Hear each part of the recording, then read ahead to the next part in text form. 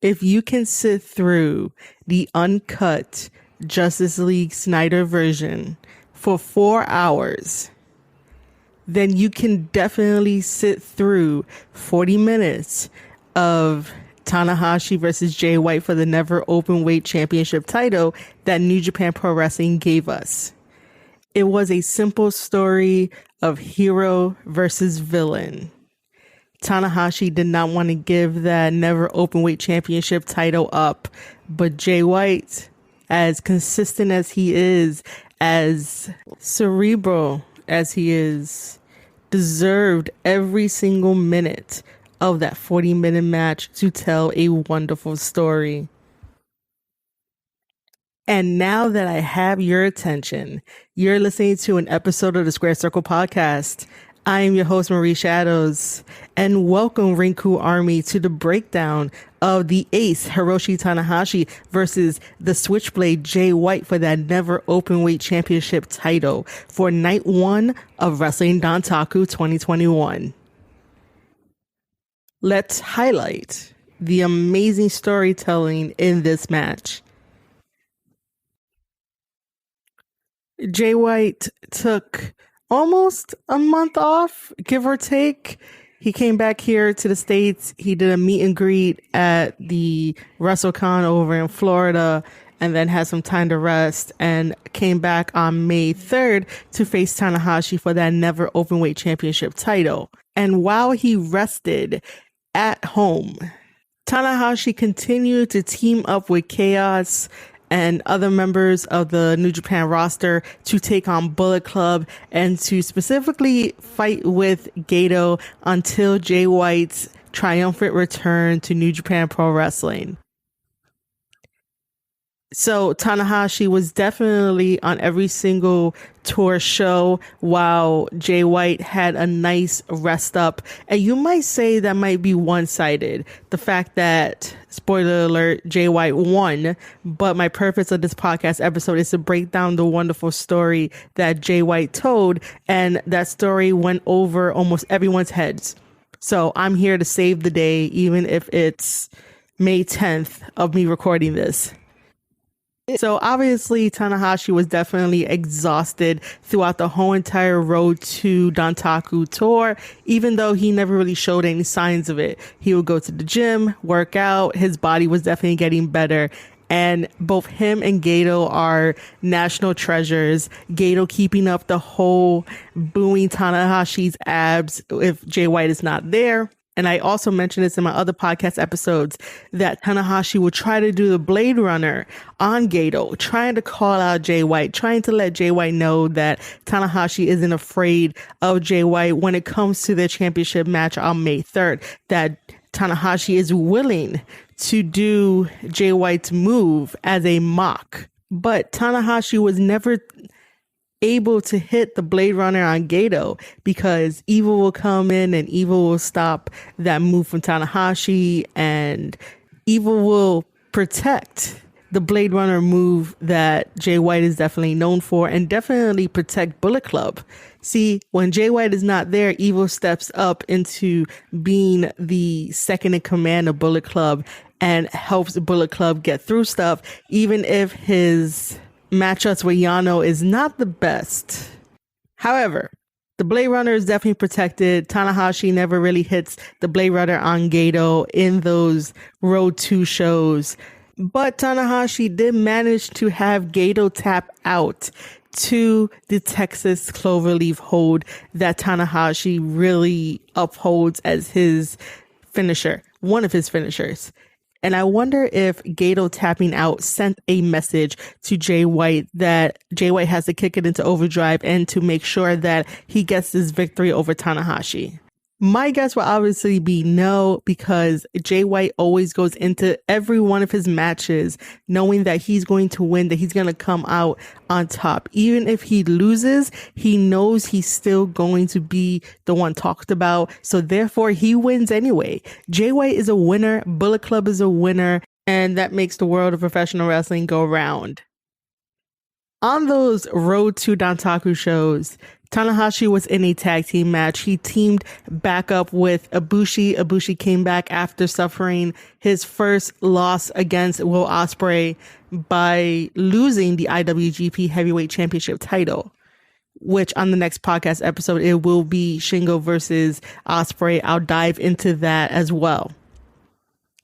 So Tanahashi teams up with Ibushi to take on Hinare and Jeff Cobb of the United Empire. That match was definitely brutal. That match had a lot of physical power, physical ability, technical ability, and it was really amazing to watch. Jeff Cobb is definitely a beast in the ring. And because of Jeff Cobb's size and strength, along with Hinare helping out, it definitely helped weaken Tanahashi before his huge match against Jay White on May 3rd. So thank you to the United Empire for help weakening Tanahashi to have Jay White get the belt a little bit more easier, even though when the match happened, you basically saw that Tanahashi was in peak physical condition. And if he was hurting from his tag match against United Empire, he showed no signs whatsoever. So let's talk about entrances, because from the moment of the entrances all the way to the 1, 2, 3 in this match, covering a span of 40 minutes, it felt like a movie. It felt right.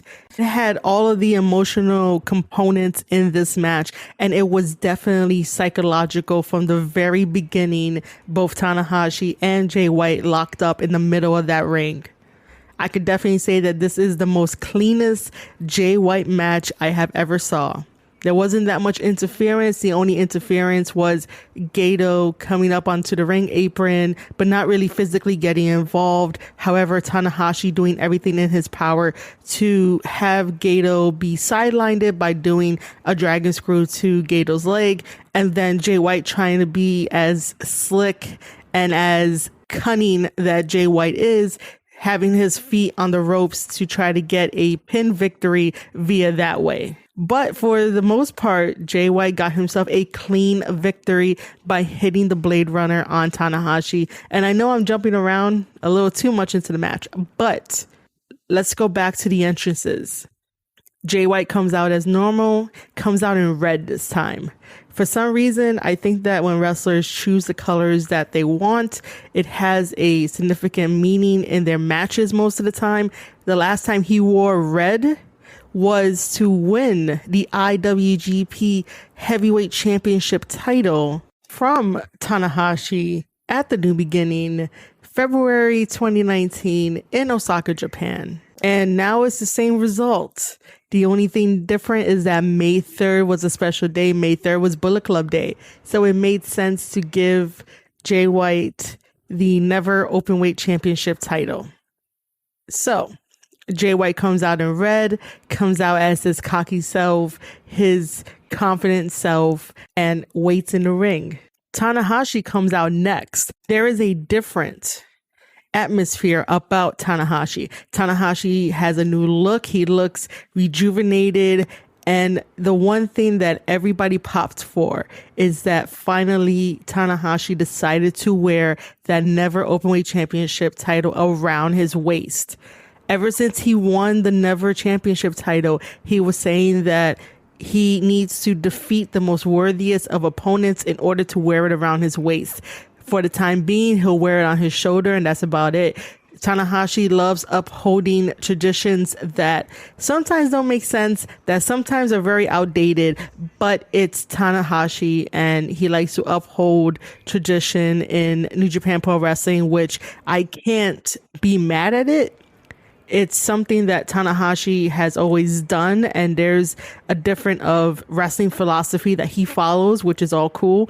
But this time when he's facing Jay White, he knows Jay White is a worthy adversary to his Never Openweight Championship title, the same way that Jay White was definitely a worthy adversary to the IWGP Heavyweight Championship title that Tanahashi held at the time, and then all the rest of their feuds, all the rest of their matches that they had throughout the years in New Japan Pro Wrestling. So right there, Tanahashi knows he's going into a match with a well-rounded Jay White. And because Jay White is now worthy of having this match, he decided to wear the belt around his waist. And he also hid his abs with that belt as well. When he takes off the belt in the ring, he definitely has the abs that he wanted to get. He definitely worked out. And the other thing too about his presence is that it felt like a superhero coming into the arena, where the fans definitely cheer for Tanahashi. Obviously, Tanahashi is definitely the crowd favorite, the homegrown talent. So he has a lot more praise and adulation for him. And you could definitely see that he absorbs that and he loves that. And he plays to the crowd every single time that he comes out.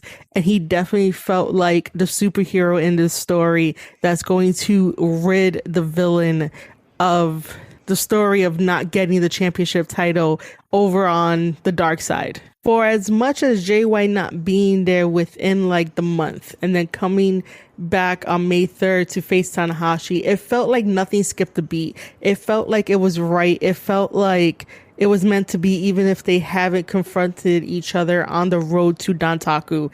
And that's what I love about these guys. These guys can create stories and feuds on Twitter that are not so underwhelming, overwhelming, very cringy, that plays well into what the story has become. And so here we get into the match. Jay White starts off by talking shit to Tanahashi. Jay White always talks shit to Tanahashi, and I'm always here for it whenever he does. And he was telling Tanahashi that that title is going to come home with him. After the talking shit segment, Jay White tries to surprise Tanahashi by getting a one-up on him. But Tanahashi is ready for all of Jay White's surprises and goes for a dragon screw early on. This whole entire match has been dragon screw after dragon screw after dragon screw. And I understand why.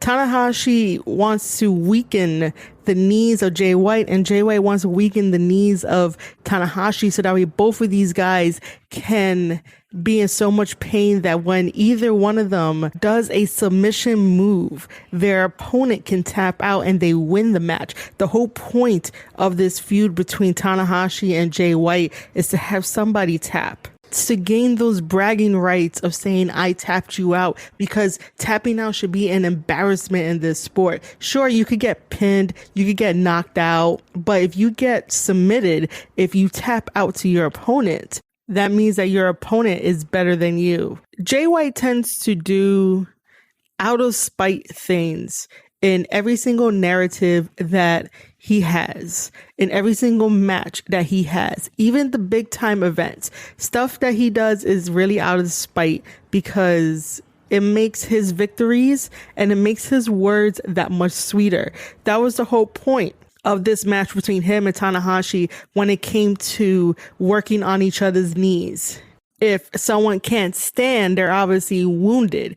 And like a predator, you go in for the kill, meaning that you'll go in, put your submission on, and hopefully your opponent is tapping. Therefore, you get the victory, you get your hand raised. You either keep the title or you don't keep the title. And it was really smartly played within this 40-minute match. So back to the match at hand. Get another lockup from Tanahashi and Jay White. There's a lot of strength going on, and they get to the ropes, cause a rope break. Obviously, Jay White is showboating at this time. Tanahashi does a drop toe hold to Jay White, and Jay White hits his neck on the second rope. Tanahashi maintains that headlock control and does a headlock takeover. Jay White gets out. Tanahashi does a Irish whip to Jay White into the corner. Jay sidesteps Tanahashi, and as Jay goes in for an attack, Tanahashi hits him with a back elbow. Then Tanahashi gets up to the second rope, does that flying crossbody, hits Jay, rolling through, and does a little bit of an air guitar. Both men are now back up to a vertical base, and Tanahashi again has that side headlock applied to Jay White. They finally get close to the ropes. Jay White picks up Tanahashi, hangs him up on the top rope, and this allows Tanahashi to go to the outside now. And this is where Jay White gets very dangerous. He's a very dangerous man on the outside. He uses the environment to his advantage. And so Jay White slams Tanahashi onto the apron, which is the hardest part of the ring, as you guys know. Then starts messing with Yuya. Jay White then gets back into the ring and starts working on Tanahashi's knees. He starts stomping on his ankles as well, brought Tanahashi into the corner, do some shoulder blocks, some more shots, and then does a backbreaker and goes for a cover, and Tanahashi kicks out at 2. Jay White automatically sets up a simple leg lock where he puts pressure on the thighs of Tanahashi. Tanahashi then tries to give some forearms to Jay, but Jay just rakes the eyes of Tanahashi. Tanahashi then turns over to try to relieve some of the pain that Jay White is causing him and his legs, and Tanahashi finally gets to the ropes and causes a rope break. Red Shoes is right there to see this, tells Jay White to release the hold, but Jay White can't. And Jay White is messing around, and Jay White needs the referee's help to untangle the submission that Jay White has on Tanahashi. Red Shoes does this, and that allows Jay White to then position Tanahashi underneath the bottom rope to do a slingshot to Tanahashi. Obviously, at ringside, Tanahashi's student Tsuji does not like what he sees and encourages Tanahashi with all of his might and all of his support to have Tanahashi not give up anytime soon. Now have a combo strike by Jay White to Tanahashi, and now they're exchanging strikes, and Jay White is definitely taking this lightly. Then Tanahashi gets in some much needed energy.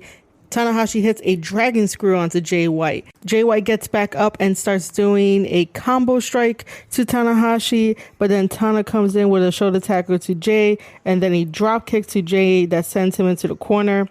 Tanahashi picks him up for a body slam, goes up to the top rope, does a senton, and then Tana does a drop kick to Jay White's knee. After some time, Jay White is able to do a DDT to Tanahashi, and as Jay White charges to Tanahashi, Tanahashi kicks Jay White's knee. After some time, Jay White manages to get some offense in by throwing Tanahashi's knee against the ring post, and then a dragon screw to Jay White on the ropes from Tanahashi. Tanahashi comes in with a high cross body to Jay on the outside. Jay and Tanahashi try for a waistlock control when they get back into the ring. Tanahashi then does something smart, something that wrestlers don't really do. And you know, this is him being a veteran, having so many years in the business. And I thought it was just a really smart move. Tanahashi stomps Jay White's foot, and Jay White releases the waist control that he probably would have had. Jay then does a flatliner to Tanahashi and a deadlift German suplex. Tanahashi does some back elbows and Jay ducks them and then does his beautiful Saito suplex. Tanahashi then counters Jay White's Kiwi Crusher with 2 twists and shouts, and then Jay drops down, hugging Tana's leg, and this is where the psychological game comes into play. This is where not only Jay White is very dangerous, but he's a very smart man in storytelling. So at this point of the match, he is obviously exhausted. Tanahashi is obviously exhausted. Both of their legs are probably burning and they are weak as hell, and they need to continue to go on because neither men are going to submit. Both men have pride issues. Tanahashi definitely has a pride issue. He has carried the company for years, and he is one of the best. This is why he is the ace of New Japan Pro Wrestling. Jay White is King Switch. He understands pro wrestling better than many, and he understands how to play into the pride of the people that he wrestles, and he's very good at manipulating the situation. Here are some examples before we get further into this match to prove my point that this is where the psychological actions come in. Do you guys remember back at Wrestle Kingdom 15 of this year where it was Jay White versus Kota Ibushi for that double championship title? And do you remember the part in the match where Jay White decided to just lay down and have Kota Ibushi pin him? At that point, both men were exhausted in the match, and this was Jay White's way of trying to get a one-up on his opponent, trying to play into his opponent's pride and trying to have his opponent basically make a mistake. Because Jay White is all about taking opportunities at the right time and causing opportunities for himself that will result in a victory for him. Kota Ibushi did not take the bait when Jay White decided to just drop down to the mat and have Kota Ibushi pin him at Wrestle Kingdom 15. So it is no surprise that in this match, when Jay White decides to drop down and hug Tanahashi's leg, that Tanahashi was not falling for whatever Jay White had in mind. And that's a very smart move that Tanahashi does. He doesn't waste any time. He doesn't waste any moves, and he goes straight for the attack on Jay White. So what he did was an inverted dragon screw into a twist and shout. But Jay White is resilient and does a Uranagi to Tanahashi. And then a sleeper suplex to Tanahashi. At this point, his legs are probably screaming at him to stop. The way that they continued the rest of the match was definitely on shaky legs, all pun intended, but they had to prove to each other that one of them was either going to submit or take the pin, and that one of them was better than the other. We get another dragon screw to Tanahashi by Jay White, and then Jay White applies the Texas Cloverleaf to Tanahashi. Tanahashi does not tap. Jay transitions the Texas Cloverleaf into the TTO, the Tanahashi tap out. And this is where Jay White really wanted Tanahashi to tap out. However, Tanahashi got to the ropes and caused a rope break. Jay White does some chop blocks to Tanahashi to further weaken Tanahashi's leg strength. We get some elbow strikes and some slaps between the two, and Tanahashi puts Jay White in a full Nelson, and this allows for a little mini test of strength to happen. Jay White breaks out of the full Nelson only for Tanahashi to do a straight jacket suplex onto Jay White. Connects with the bridge. Jay White kicks out at 2. Tanahashi comes in with a sling blade to Jay White after, and Gato decides to come up on the apron, and Tanahashi knocks him down. This is the first time that Gato interferes into this match. Jay then catches Tanahashi and tries for a Blade Runner, but that gets blocked, and we're right back to the TTO. Tanahashi rolls over to the ropes to cause a rope break. Tana comes in with another dragon screw to Jay White. Jay does a dragon screw to Tanahashi. Tanahashi kicks Jay White's knee, and Jay does the same thing to Tanahashi. At this point, they are at a standstill, and they both rest a little bit apart from each other, resting on the ropes and realizing that if they continue to do this knee kicking segment, that they were not going to get anywhere. They were just going to go in a circle. It's going to be a loop. And this is the power of storytelling. Both of these guys want a victory so bad that they would hurt each other so much just to have the other opponent submit or to take a pin loss. The other thing too is that they showed their fighting spirit in 2 different ways. Obviously, the goal is to either retain the title or have a new champion carry around that title. And however that happened, you can see in this match, they wanted to get it any means necessary. And if that means putting your opponent out on the sidelines for a couple months because you fucked up their knee, then so be it. Jay knew that he was going to be in a fight for that championship title. And Tanahashi knew the same thing, except that Jay was leading this fight. Tanahashi was only responding to it because he's champion. So he has to defend that championship title. And if need be, he would definitely do whatever it takes to retain that championship title. And I'll talk about that a little bit further in this match. Tanahashi did something very unorthodox as playing a babyface. So, as they agree to not do any more kicks to their knees, we finally get a forearm exchange.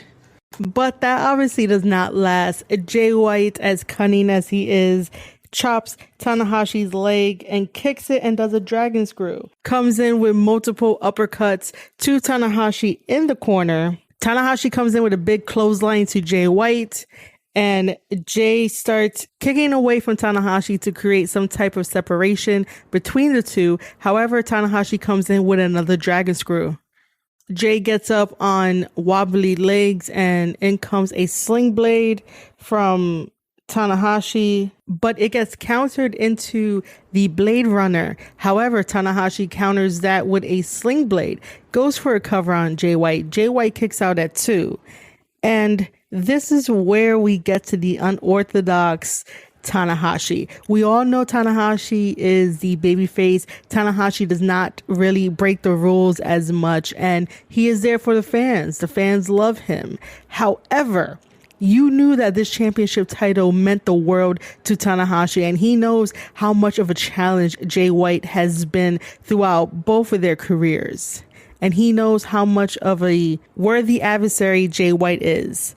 Despite all of the tactics that Jay White uses, despite all the interferences that Gato does to help Jay White win some of his victories, Tanahashi knows how dangerous Jay White is.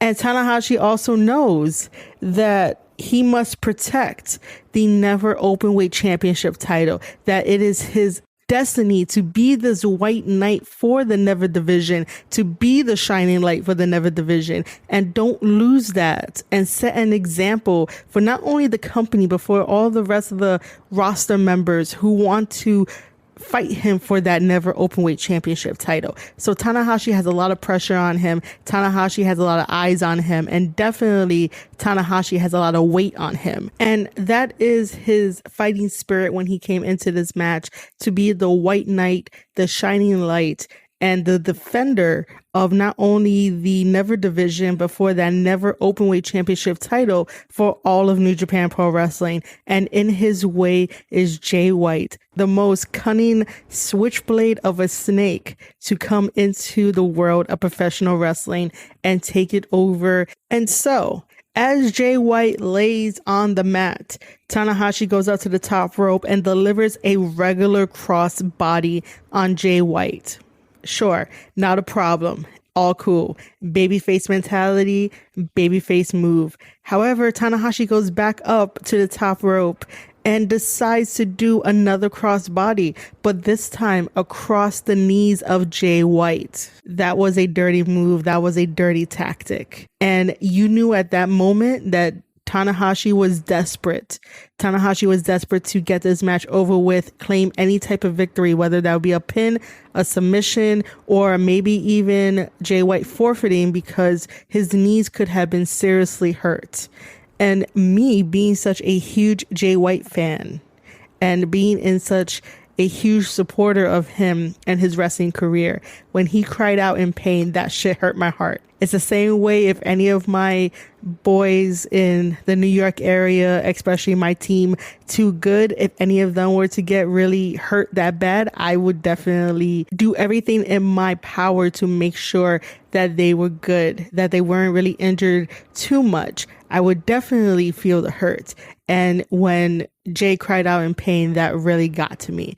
That bothered me. It almost took me back to his 9-minute monologue at the end of Wrestle Kingdom 15, where you could see the hurt, you could see the pain. You know, these guys put out a lot of sacrifices for our entertainment, and the last thing you want is to hear one of your favorites get really hurt.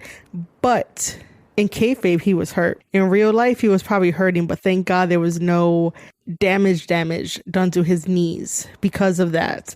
And that's when I really realized that Tanahashi wanted to keep this belt more than ever. And if he had to hurt his opponent, maybe he's not such a white knight after all for the fans and for the division. that there's always been a darker Tanahashi deep down inside, and I'm not sure if we ever saw that. Tanahashi does have a different way of thinking about professional wrestling and has a different philosophy for it.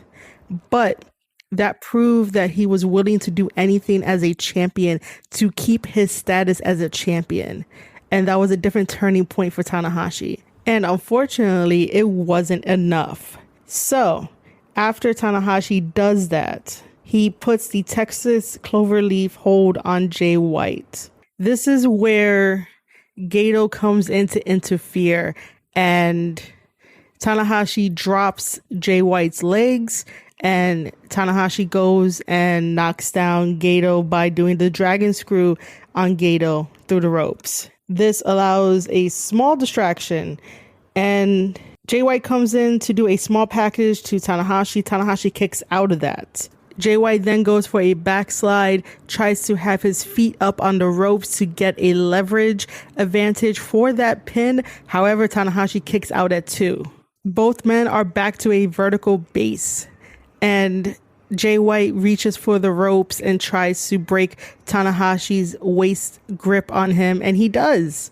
And guess what Jay White does? He does the Blade Runner on Tanahashi. Jay White goes for the cover. 1, 2, 3. We get a brand new never open weight champion on Bullet Club Day. So that's something to celebrate. And now Jay White is the first ever quadruple champion of New Japan Pro Wrestling. Congratulations to him. That's definitely a phenomenal accolade to add on to his very young career. And he deserves it.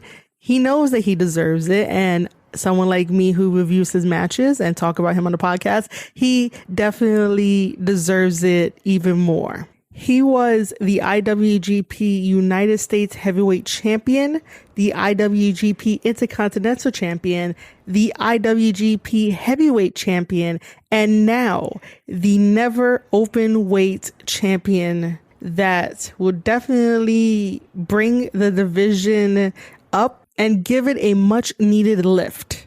The next titles that Jay White needs to add to his accolades are definitely those 6-man tag team championships that Ishii, Goto, and Yoshihashi has not been doing anything with it since the ending of the tour. And then also to add the IWGP Heavyweight Tag Team Championships to his accolades as well. In Jay White's post-match comments, he said that he is the real belt collector. And that's probably a shot at Kenny Omega being the current belt collector, so to speak, on the wrestling scene. The only reason why I would side with Jay White in this conversation rather than Kenny Omega is because everything that Jay White does is not only believable, but is true. Jay White does what Jay White wants, and Jay White is definitely a contender to fight Kenny Omega again. And let's see if we could ever get there down the path of this Forbidden Door being open. Maybe one day we'll get a Jay White versus Kenny Omega, but I really don't want that as of yet.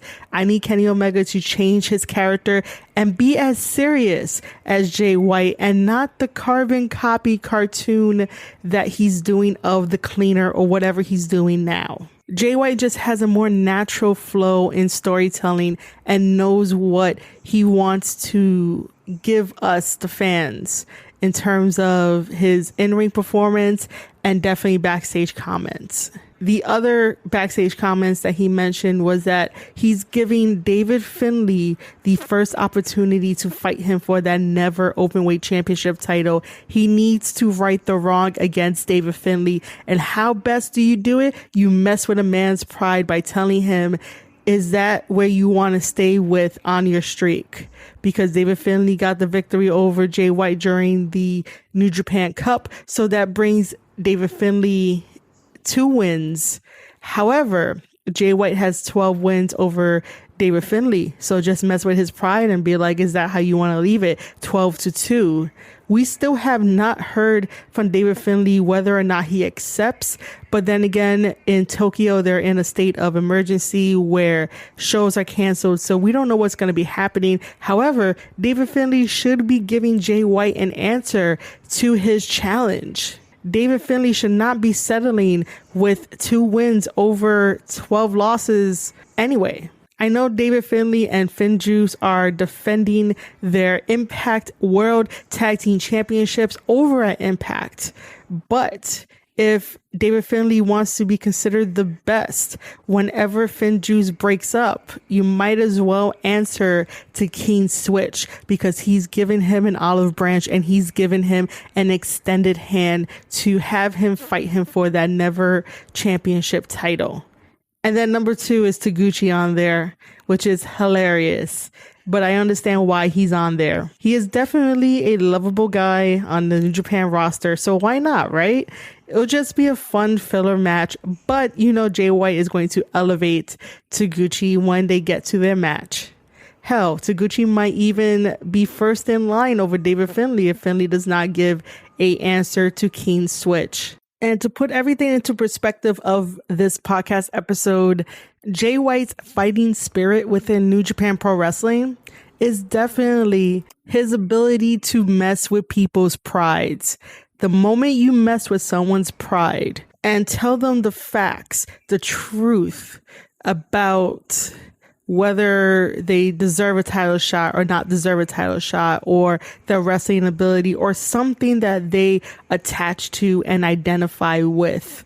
The moment you tell them some truth and some facts, they automatically get upset because that's a personal thing. And then bam, their pride is on the line. And that is where Jay White strikes. In this whole entire match, it was pride on the line along with that Never Openweight Championship title. And it went an amazing 40-minute match that told the story of 2 guys with fighting spirits that will do anything to get the championship title and be the face of the Never division, because for a while the Never division wasn't really up there. Now that the belt is on Jay White, it could be elevated. We could have some fresh matchups, some fresh storylines.